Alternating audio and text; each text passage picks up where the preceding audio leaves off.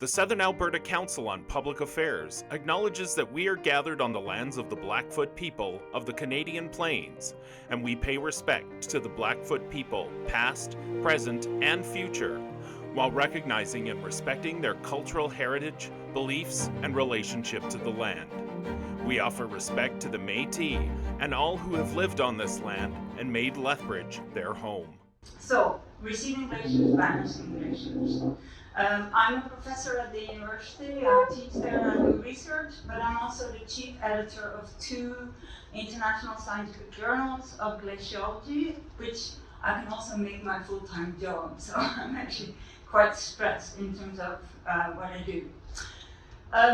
2025 was declared by the UN as the International Year of Glaciers Preservation. So the entire year is dedicated to conveying knowledge about glaciers to the general public and perhaps strengthen some international connections between researchers and stakeholders in terms of what glaciers produce and what they are. So what you can see here, there's a number of critical issues. Without water, there's no life, and most of the fresh water is in glaciers and ice sheets. Glaciers support livelihoods all around the world. They have cultural and spiritual significance. They have immediate effects on sea level rise and on stream flow, so I will actually talk about this. At the same time as that this year is the International Year of Glaciers Preservation, the UN also declared that from now onwards, the 21st of March will always be the World Day for Glaciers. So there's many of these types of days. And in the coming years, you'll also see the University of Lethbridge actually put on some events on that day next year. So what is a glacier? A glacier is a mass of perennial snow and ice that moves under its own weight. It's big enough that it moves under its own weight and it stays there for years and years and years. Now, glaciers respond to climate change. We've known that for a very long time, and they're kind of the canary in the coal mine in terms of response to climate change. It's really easy to see in some ways how these glaciers respond and how quickly they respond. So glaciers come in a lot of different shapes and sizes. A lot of them are quite hard to reach, so the lucky few of us will have been to some of these regions. And some of these are so big and in oceans that they calve off icebergs that you can actually see. So those are the little kind of berry bits, or sometimes very big, as big as Manhattan or some small state in the US. They break off these glaciers, and icebergs are not glaciers anymore, right? They actually are the bits that the glacier lost. So there's also something that is not a glacier, but you may have heard of, and that is sea ice. That is frozen ocean that from year to year to year, you can have that growing on both the polar sea and the Antarctic Ocean, the Arctic and the Antarctic Oceans. And around the Antarctic continent, we actually have quite a large extent in the Antarctic winter of sea ice, and that obviously shrinks in the summer. Now, most glaciers, or all glaciers, start on land, and some glaciers are only on land, like the glaciers in the Rocky Mountains. A lot of glaciers also extend their tongues onto the ocean, and that is the floating parts that produce these icebergs. So currently, about 11% of the Earth's surface is covered by ice, and all the glaciers that we have right now are in polar or high mountain climates. Even in the tropical regions, on the very high volcanoes, there's glaciers. In the last ice age, we actually had 30% of the global landmass covered by ice, including Lethbridge. We had 1.5 kilometers of ice over Lethbridge. And at that time, the sea level was 125 meters lower than it is today. So you can imagine there's a lot of water that can be stored into these ice masses. And there's still quite a lot of ice, so therefore, if you release all that water, you have sea level rise and you have changes in stream flow. Now there's one issue that glaciologists kind of have to tackle with, is the fact that there are 275,000 glaciers around the world, and there's only about 2,000 glaciologists. So we cannot go on all these glaciers, so we actually have to use methods to study them, and one of these methods is using remote sensing, satellite data and satellite imagery. We also use models, computer models, that we can adjust to our scientific knowledge on the physics of how these glaciers are flowing. And we can also measure some things downstream that we don't have to go on the glacier. You can measure a river downstream, and it will tell you what the glacier or the glaciers upstream are doing. So 275,000 local glaciers. Most of these are very small, smaller than 1 square kilometer, and only 2.5% of those are larger than 10 square kilometers, and some of those are in the Rocky Mountains, and many of those are in the Canadian Arctic. We also have 2 ice sheets that are much larger. They cover entire continents, or the largest islands in the world, the Greenland ice sheet and the Antarctic ice sheet.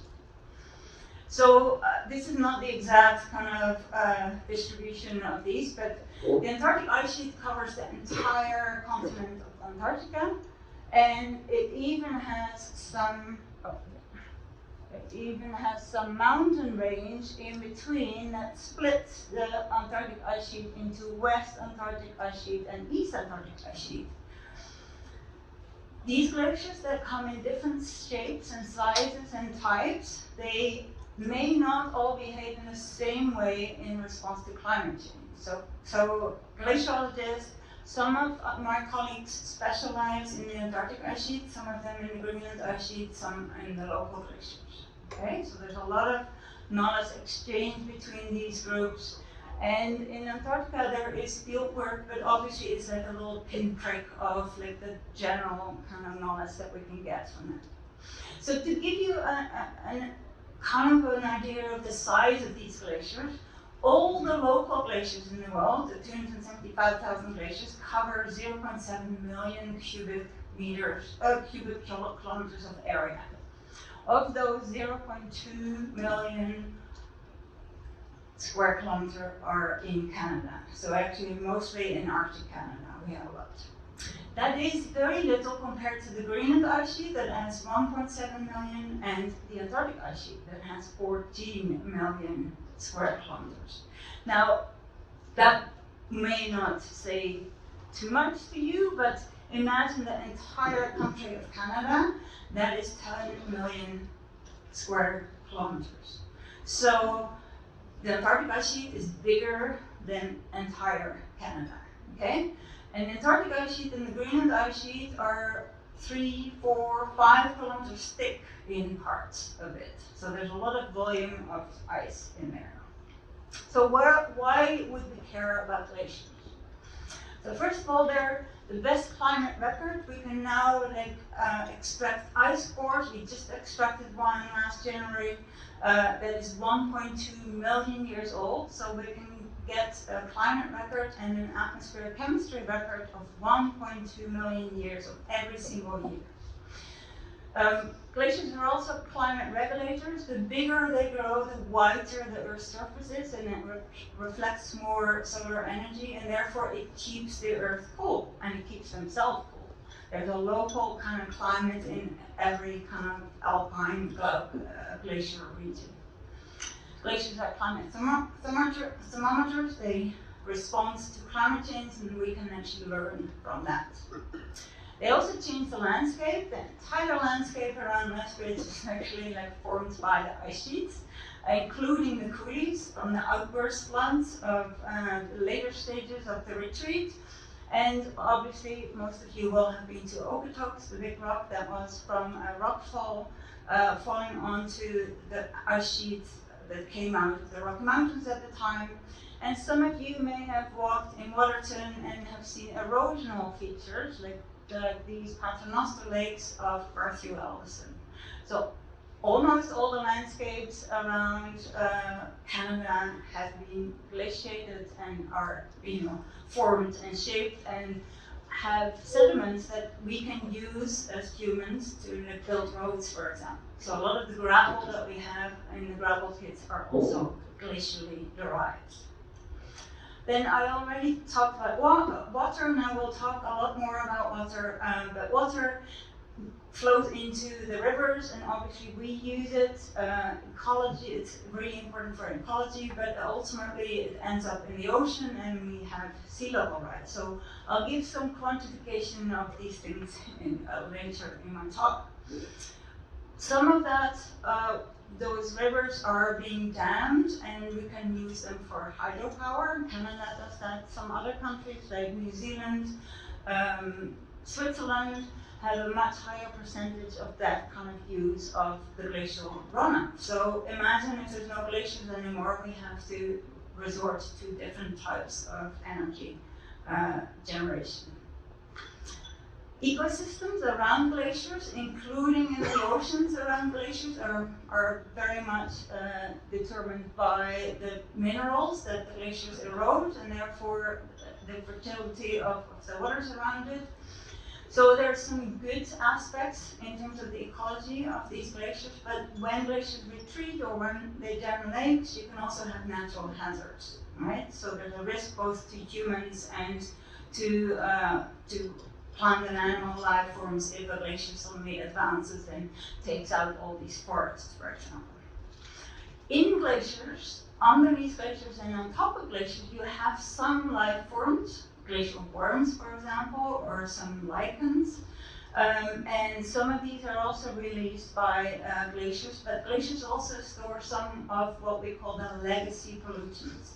So we stopped actually putting DDT on our crops, but we did that until like the 60s, 70s. Some of that is now being melted out of these glaciers and ice sheets. So there's some rivers that have an increase in these legacy pollutants, and some lakes are more polluted now by these pollutants that we put in the atmosphere so long ago.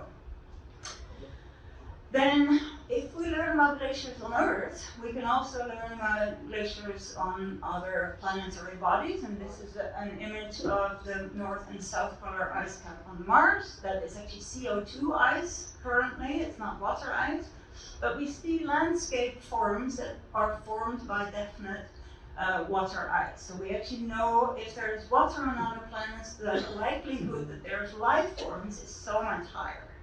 Like almost all life forms need water, not all life forms actually need oxygen. Okay? And finally, why care about glaciers? Well, they're beautiful. I mean, we know that in Canada, a lot of tourists come to Canada because of the snow-capped mountains, not just snow-capped, but the glacier-capped mountains. Okay, so there's a natural beauty there.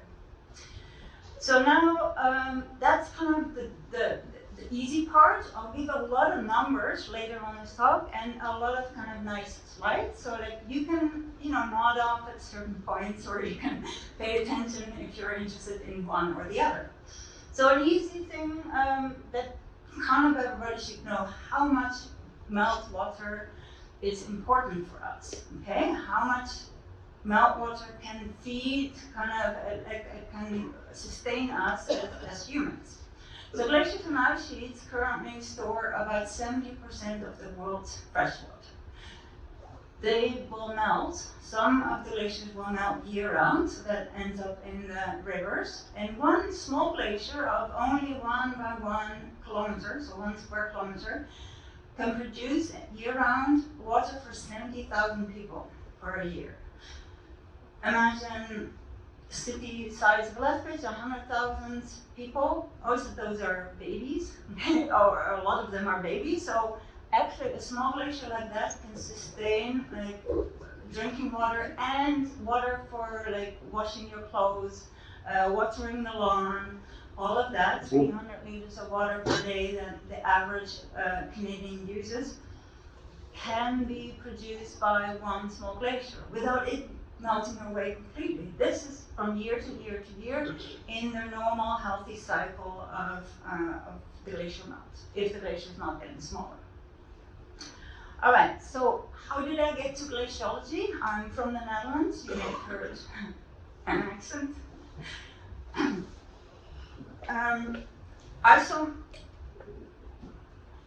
My first glacier when I was about 16, and this is what it looked like. I wasn't that impressed. I thought it looked very dirty. I was, imagining like a nice white or blue glacier. So there's me, and I took a photo from a location where, like, as a tourist, you actually take a photograph of that glacier. So this is the Glacier du Trian in the Swiss Alps. This is what it looked like in 1985 when I was there. I found an image online in 2004 where somebody had taken a photo from the same vantage point. And just to kind of help you, the edge of the ice, the glacier terminus or the glacier tongue, is right here. Here is rock, here is glacier, right? And if I draw that same line on my photo, that's kind of where you have like the retreat indicated on a photo. So now let's quantify that. Between 1985 and 2004, there was 700 meters retreat in 19 years. So when I first saw this, I thought, oops, I'm getting old. Because most of the time when you see these differences, it's from the early 1900s to right now. So this is very fast retreat. And the Swiss have been very, very good at measuring glaciers. Hundreds of glaciers they actually measured from about 1879. A lot of farmers actually went there every year and measured these glaciers. So most of the glaciers there, including also most of the glaciers in the Canadian Rockies, in the Himalaya, in the Andes, they have retreated around 2 kilometers or 3 kilometers or more since like the late 1800s. Okay, so the current retreat rate in the Canadian Rockies is about 30 meters per year. Right, so that's what we see. There's an accelerated retreat since 1985. That's kind of the vertical line that I showed you there. So snow and ice are part of the Canadian identity. Here is a glacier house. There is actually at Illinois Glacier in the Canadian Glacier National Park.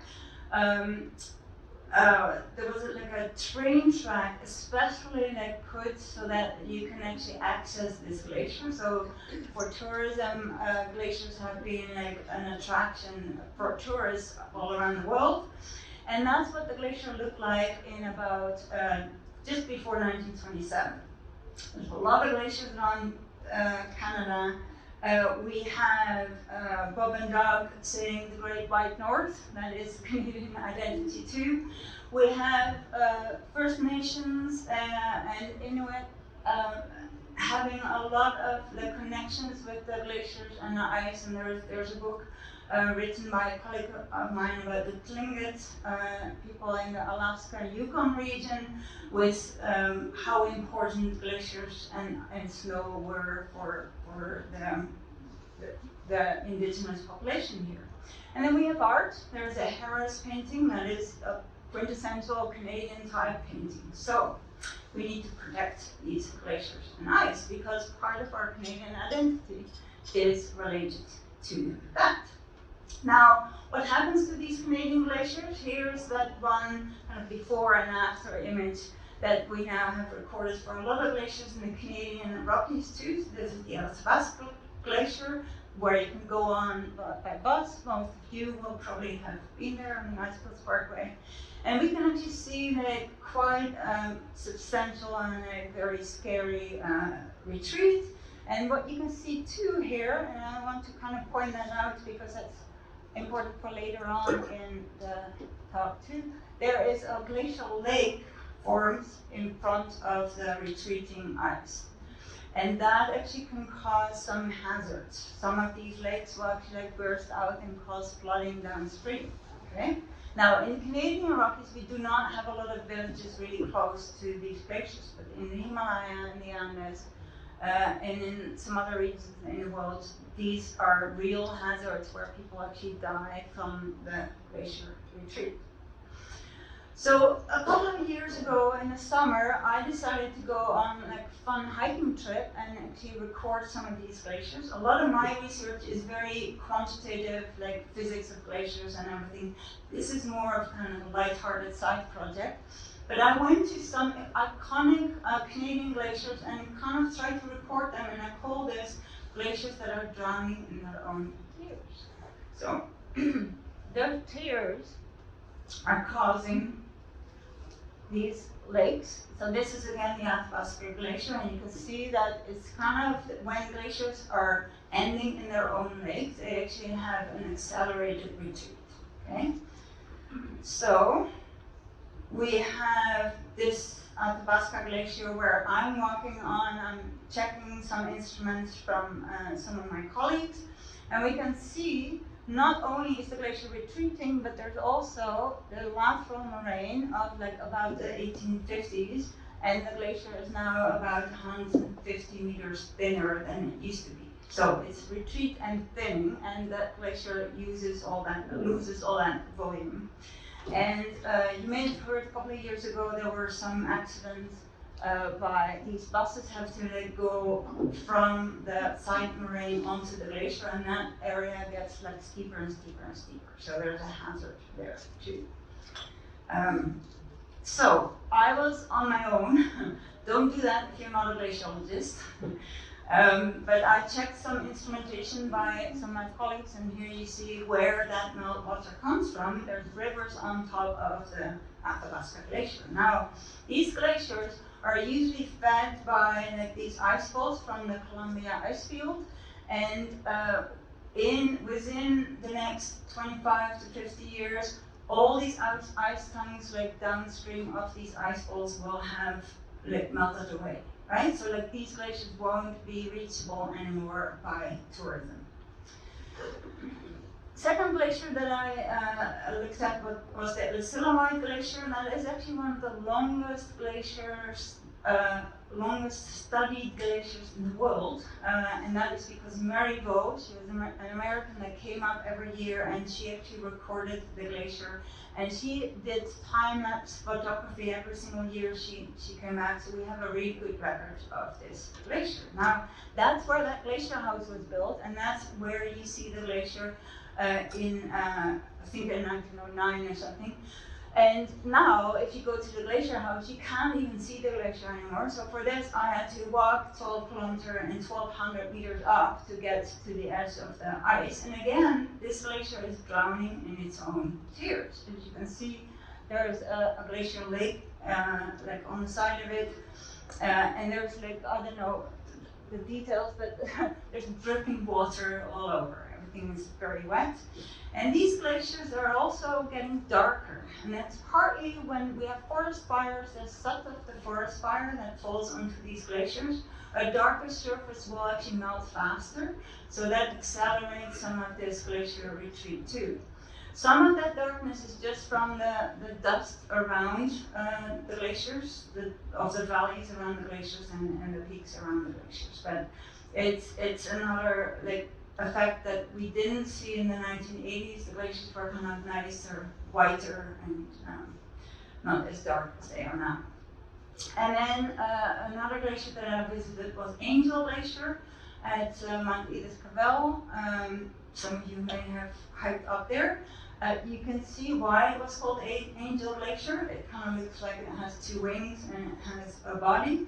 Now, this is what Angel Glacier looks like from the side, and it has broken up in different pieces. So there's a piece down there. Can we still call that a glacier?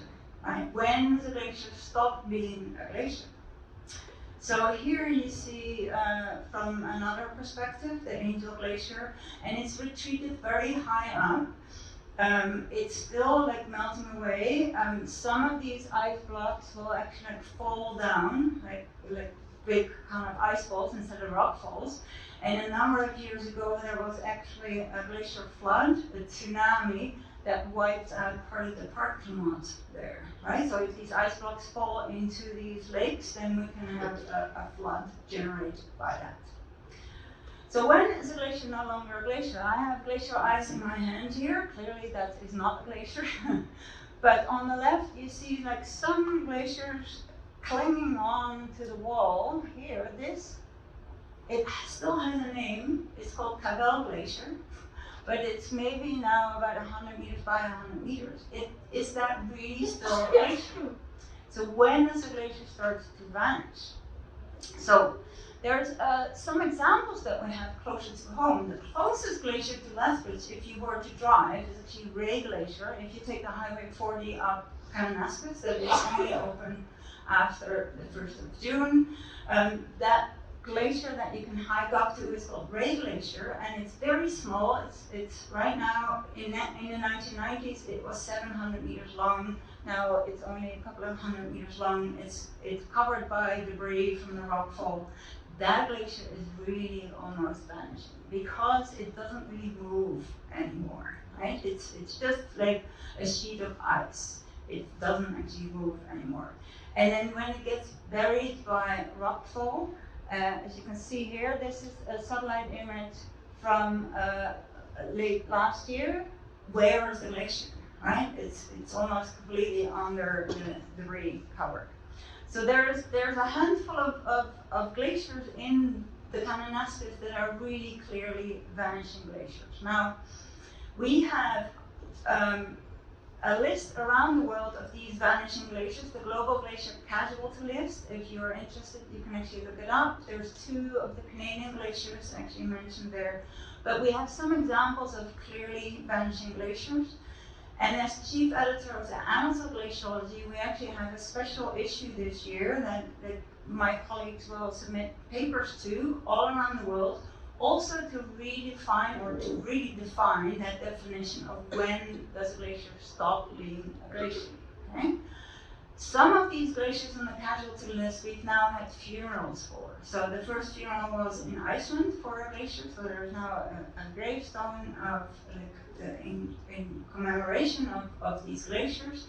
So that also for the general public, there's an awareness that we're actually losing this legacy. So how do glaciers work? Well, you need snowfall. You need snowfall for a long time that compacts and that becomes glacier ice. At the same time, in the summer, there's no snowfall, so there's ablation, there's melt. So why is the glacier there? If you're high enough in the mountains, there's still snow from the previous year left.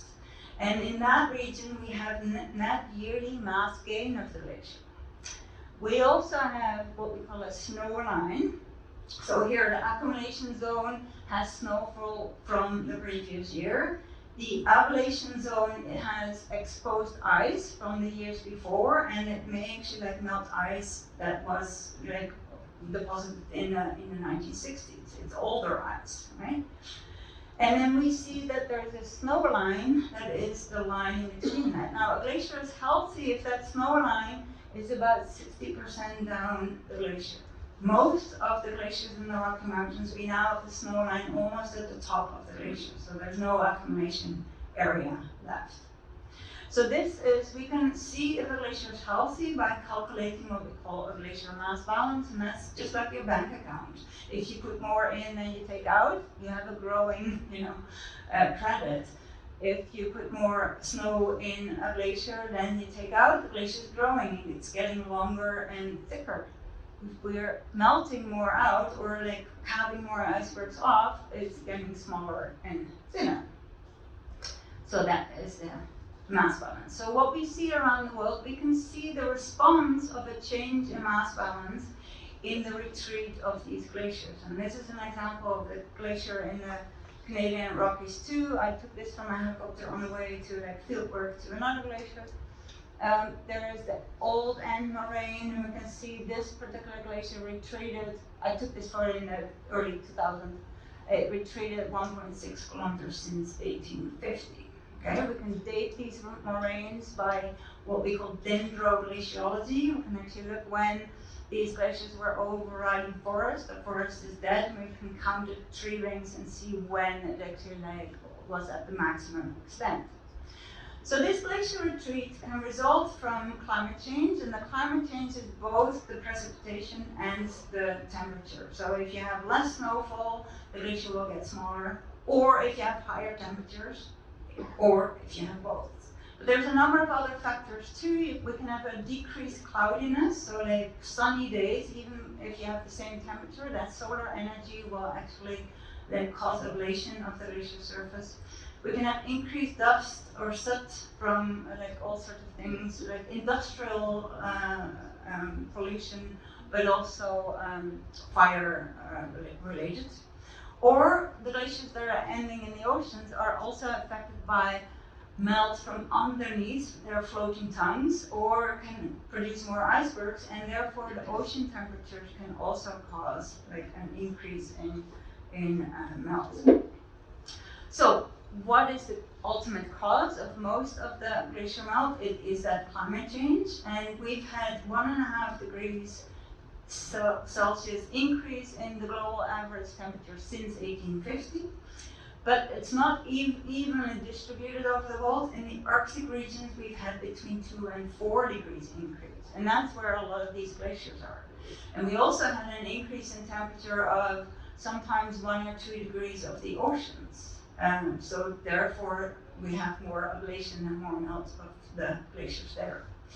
This climate change is increasing over time, especially since the 1980s, and it's unequivocally caused by anthropogenic emissions. So most of that is pure, the greenhouse gas emission burning causes 75% of the anthropogenic emission climate change. So that's the causes. Now, I'll talk more about exactly how these glaciers respond, but I'll just summarize what the effects are. So there's changes in stream flow, and I'll quantify each of these in a couple of slides. There's sea level rise, there's floods and other hazards, and there's climate tipping points. So climate tipping points are things that, oh, I shouldn't have done that. I'll come back in another slide, but imagine the climate has dials and switches. So if your dial is your thermostat that you put up in the house, but you can reach a switch and that can cause something that is irreversible. That is a climate tipping point, okay? If you reach a switch. And one of these switches can be ocean currents that suddenly stop. And to re-establish them, for example, the Gulf Stream, you have to do more than just dial back that temperature at the same time. So when I talk about numbers, very often we have very large numbers. And so you'll see some numbers come by where I talk about gigatons. So what is a gigaton of ice or water? So a gigaton is 1 billion metric tons. A metric ton is 1,000 kilograms. So it's 1 billion times 1,000 kilograms, okay? And that is basically 1 cubic kilometer of water. That's how much it weighs, okay? So 1 gigaton of water would fill about 400,000 Olympic-sized swimming pools. That's a lot, okay? So we're going to talk about 300 gigatons, right? A lot of water, okay? And a lot of ice, okay? So as an example here, 361.8 gigatons of ice, if you have that melting, will raise the global sea level by 1 millimeter, okay? So let's if you look at some of these numbers.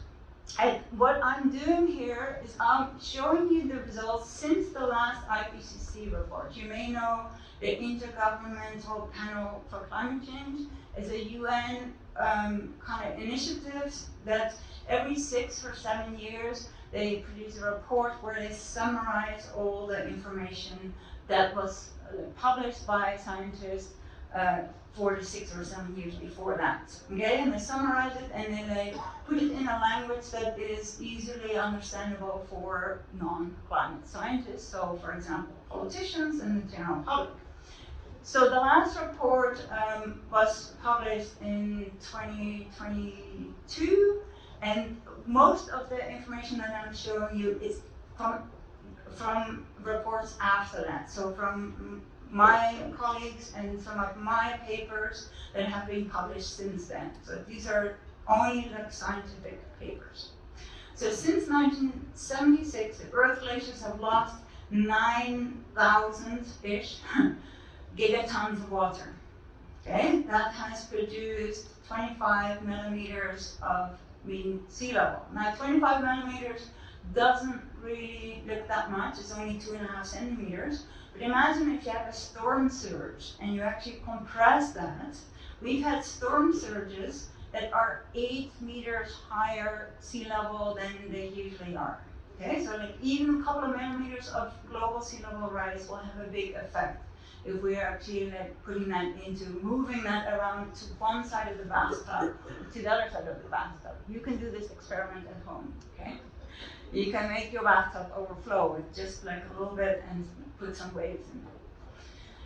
So this loss has been accelerating, so about 41% has only been lost during the last decade.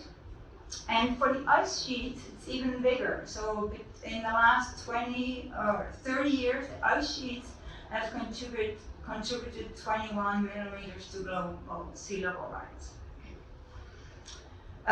And what we can see here is a graph where we are splitting the Greenland ice sheet has been losing much more. So this is 12 millimeters of sea level rise from the Greenland ice sheet.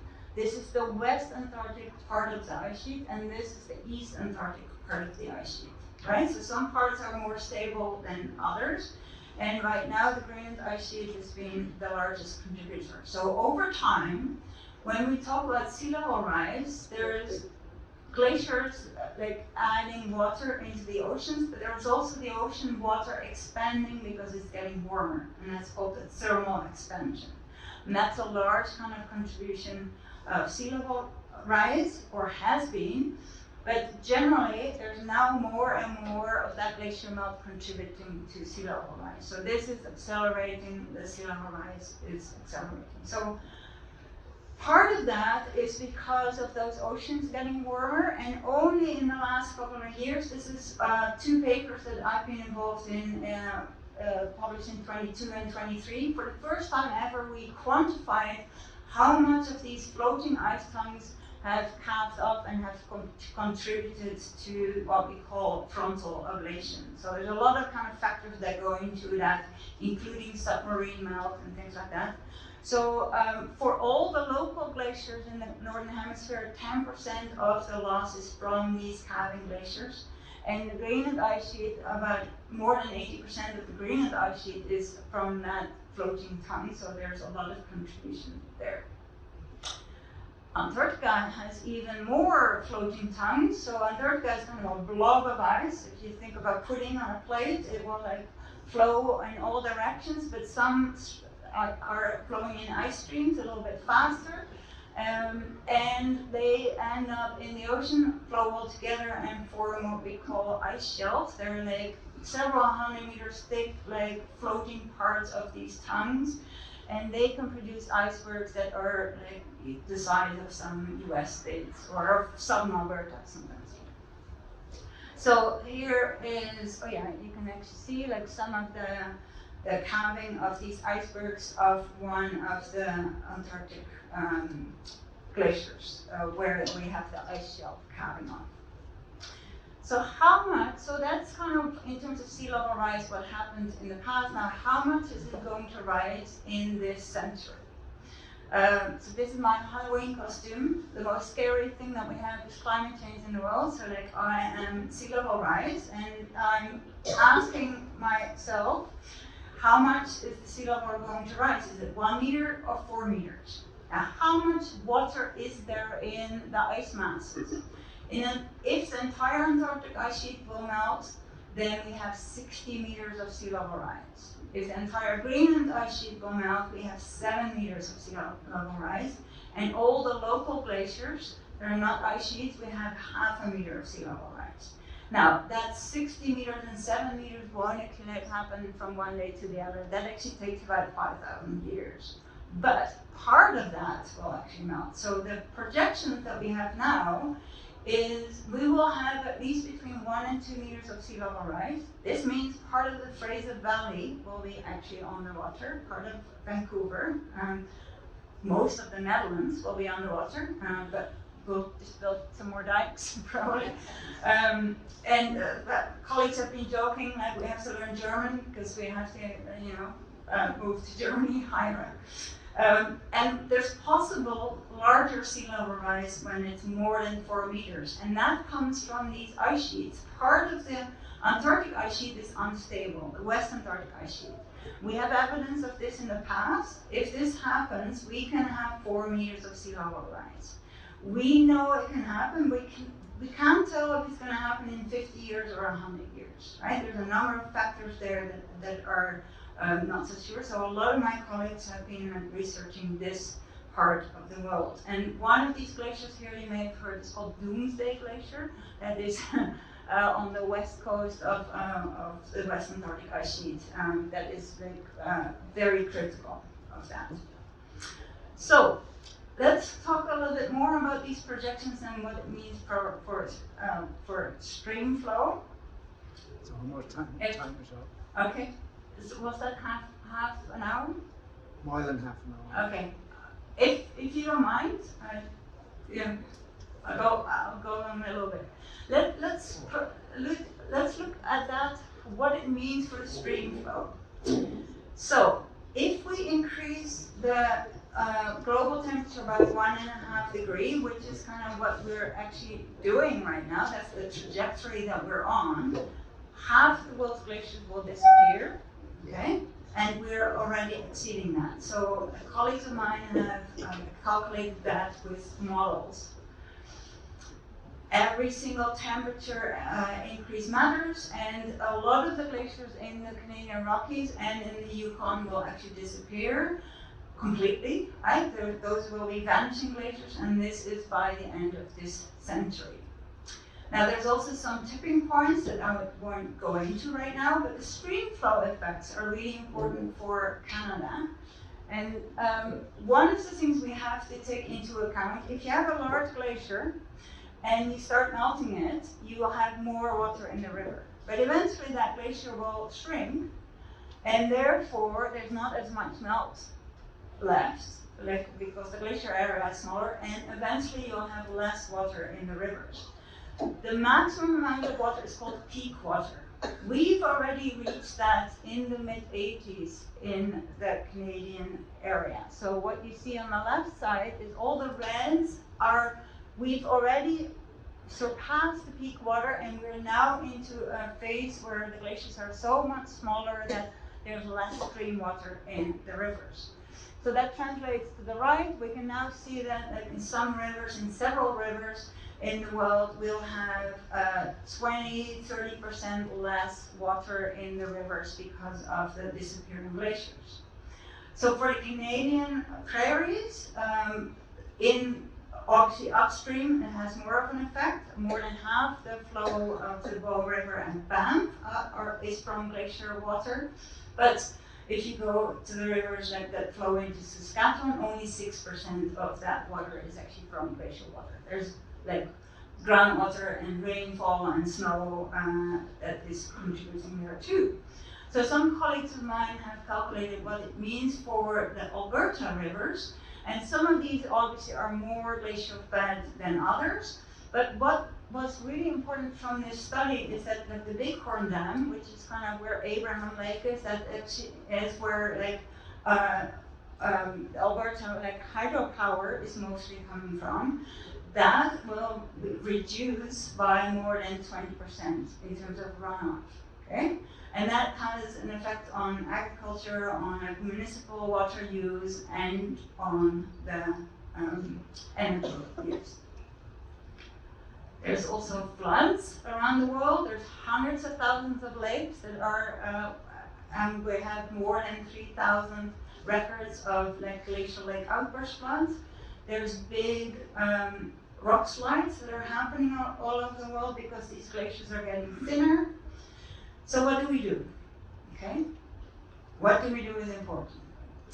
So, if the causes and effects of our climate crisis are clearer than ever, so are the solutions, right? If you tackle the cause, you won't have the effects. However, most of the current measures are band-aid solutions. This is a globe in my house. These are some band-aids, okay? Progress towards climate change is mostly stifled by yes, but. Yes, I agree, but, China is the big kind of producer, or yes, but I don't want to do this, or this doesn't have as much an effect. So if you're informed, you kind of know what to do. There's also been some talk about geoengineering, and there have been like some measurements, and these at local scale may look promising, but if you look at how big everything is, and should we actually do another geoengineering kind of experiment while we are already doing one in terms of greenhouse gas emissions, we don't quite know what the effect of that is, like all over the world. So the single most important thing we can do to combat the climate change and reduce the glacier melt is to drastically reduce our consumption of fossil fuels. Where does that come from, and how should we do this? There's too much on this slide, but this is, I especially put this, companies, governments, and like large institutions have the largest effect, larger than us as individuals. However, as individuals, we can mobilize, and as consumer, you do have, both rights, and you do have a voice, and we can mobilize all together. If you want to do something as a single person, there's a lot of studies that tell you this has more effect than this. Now, you're all of the age, you cannot decide whether you want to have another child or not, right? But the single biggest effect that you can have is one fewer child, right? It's in a way logical, but then you can actually make informed decisions of what to do and what not to do. Recycling plastic is not, it's reduce. Reduce, reuse, recycle. It's that order. Reduce is the single most thing. So the other thing that we have to do is keep studying glaciers, because the longitudinal studies will actually tell us exactly what will happen in the future. We have to not do a 5-year study here and then move somewhere else. A lot of these studies are not done by people like me in the universities, but are done by federal researchers. And we see what happens, the erosion of these types of federal researchers at NASA and at NOAA in the US. Those are the people that do these longitudinal studies. Not just for glaciers, but also for water quality, water quantity. So it should not be at the whim of political parties. These should be fixed researchers. In times of peace, it's all fine. We have transnational agreements. There has been a war on one of the glaciers in Kashmir. It was just in the news last week again that Pakistan and India were fighting again. This is the high elevation war that is actually fought on this research and on this glacier, where we can't do any research anymore, and there's actually war. So, ending on a positive note, there's a Dutch verb, it's called omdenken. If you translate that, is rethinking and flip thinking. If you want to have some other ways in which we can actually see both climate change and other changes in our world, there's 3 books that I recommend. One about geological deep time, one by Naomi Klein, This Changes Everything, and one from an indigenous perspective. So, I always say, glaciers stimulate self-reflection. So let's have some conversation about that, and I welcome questions. Thank you.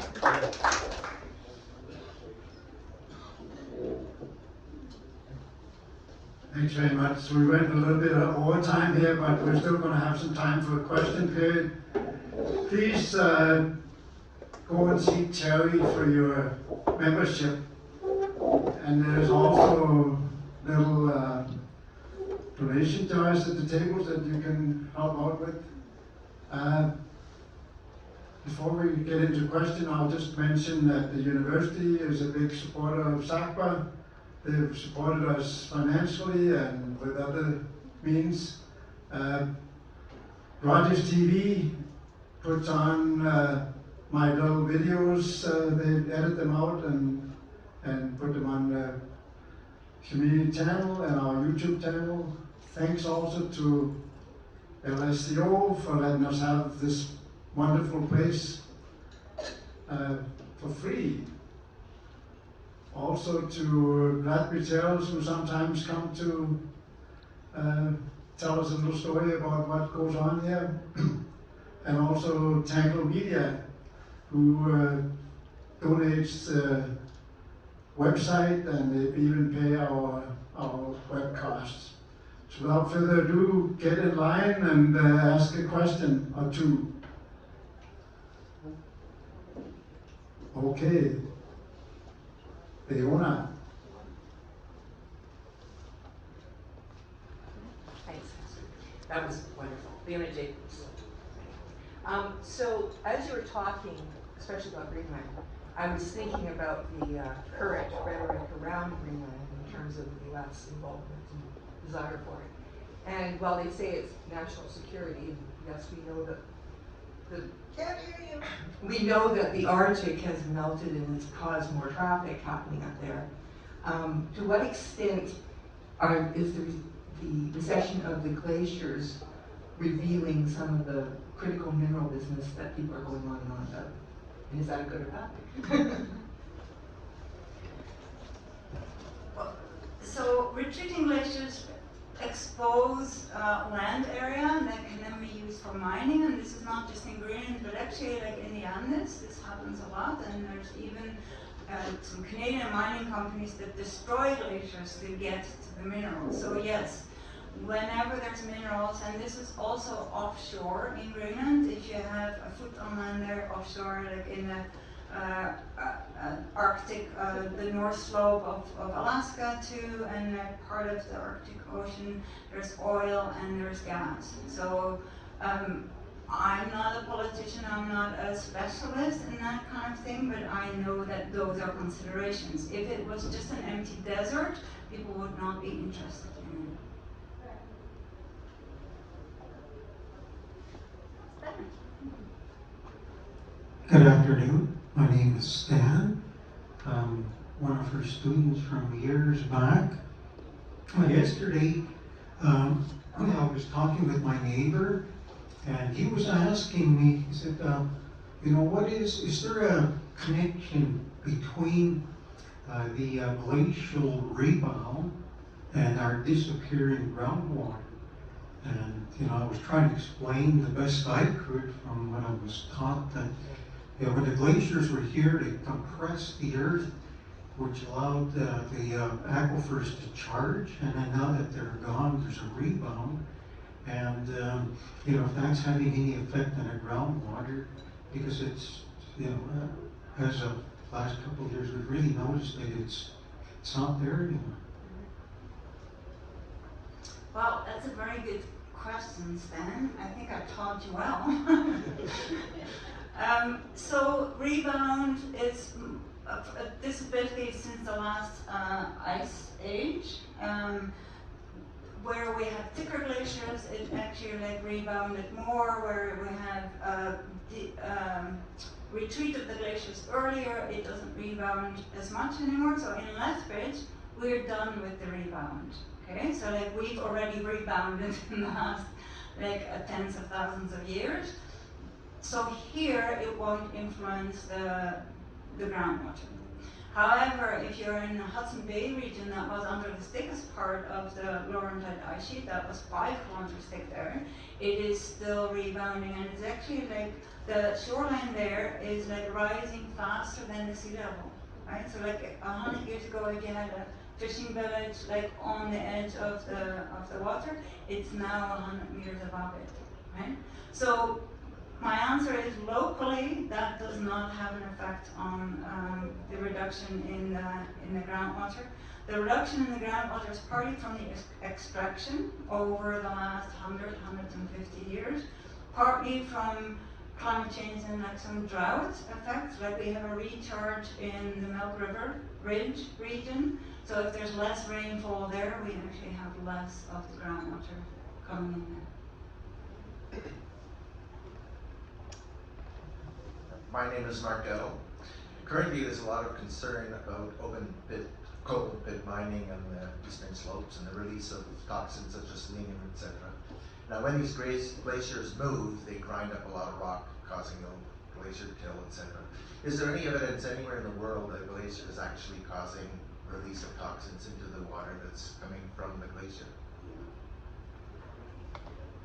So the one thing, that's a very good question too. One thing I already talked about is the melting out of these legacy pollutants, but you do have glaciers that bulldoze up, like perhaps toxic minerals from in their forefields. There are some surging glaciers in the world that can actually reach the Alaska pipeline, for example, that can cause hazards there. But what we right now also have is the glacial rivers are actually producing some methane and some CO2 emission from that too. So if you have a large amount of that, it can be toxic too. I do not know of exact examples of like a glacier actually overriding an old region where a mine was, because most of the glaciers are, or all, like 99% of the glaciers in the world are retreating, so they're not bulldozing over that. However, for a long time, since I was an undergrad, there has been research into storage of radioactive material underground, and we need to have that secured for thousands of years. So like in that period of time, we also had to model what if we have another ice age, and if that actually will destroy these underground storages. Okay? So there is some research about that. But if you want to know some details, send me an email and I'll get the papers for you.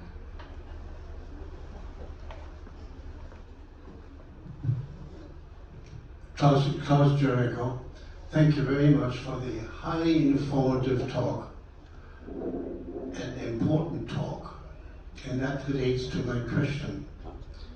You academics, you sit in your beautiful offices and you get this wonderful information, and you essentially hide it from the public.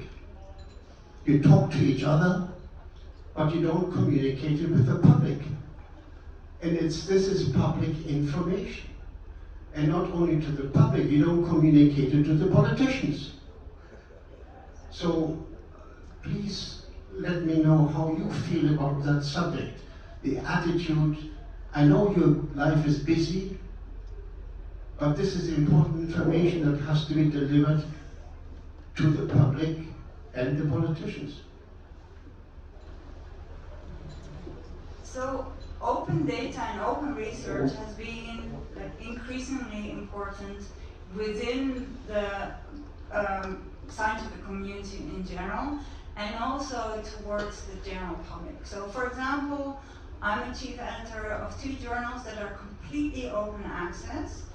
You as the general public does not have to pay anything. You can actually see the data, you can see the research there. However, I realize that not everybody can digest that type of information, and therefore I give a talk like this. Therefore, we actually provide information and digest it into not just IPCC reports, but also national reports. We have a national mountain report for Canada that includes what the glaciers are doing.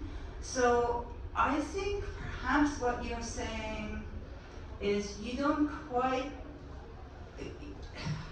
maybe we're not conveying too well how you can access that information, because in my career I have disseminated so much information to the general public and the politicians. I've been on working groups informing politicians directly. So, but perhaps, really, there's no one website in the world, right? Like, so there's so much overload of information right now, and how to access that maybe should be conveyed better to the general public. Okay? But we do it, and we have always done it. And even in the 1980s, when I was a high school student, I actually wrote a paper about the influence of CO2 emission on climate change. I was 17, 18 years old. I went to the library, there were books. Like my colleagues write books too for the general public. So I think the information is being conveyed, and especially now when I write a research proposal, one of the things that I have to do as a researcher is disseminate that information to the general public. I have to write to answer how I do that. Okay, so it's part of my job description to do that.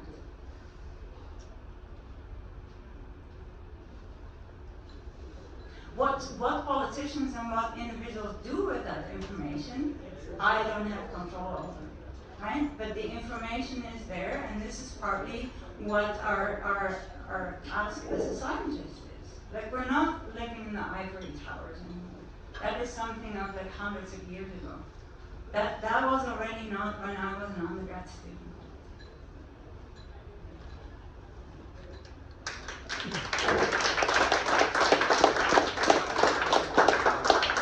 We're almost out of time. Thanks very much, Hester, for coming to tell us the sad news.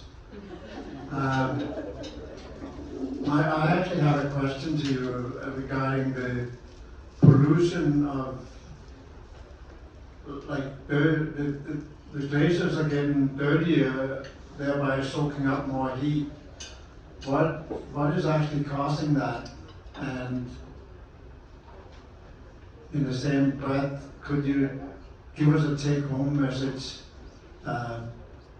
when you answer that question as well?